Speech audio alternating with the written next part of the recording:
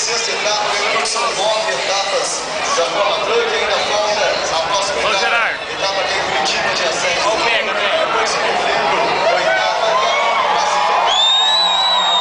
O líder da etapa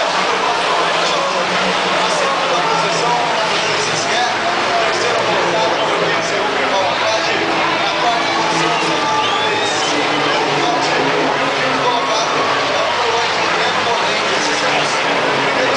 colocados aqui, por enquanto, até a segunda volta. Vou dar passando para vocês essas informações de tudo o que acontece aqui. O piloto Júlio Giafone, que é líder do campeonato, fazendo excelente prova, largou na segunda posição, na primeira curva, já subiu a ponta o Felipe Giafone. Talvez até um trabalho da equipe, pois quer ganhar junto, lado a lado, mantendo a terceira posição, número 15, Roberval Andrade, que é vice-líder do campeonato, campeão número 15, companheiro do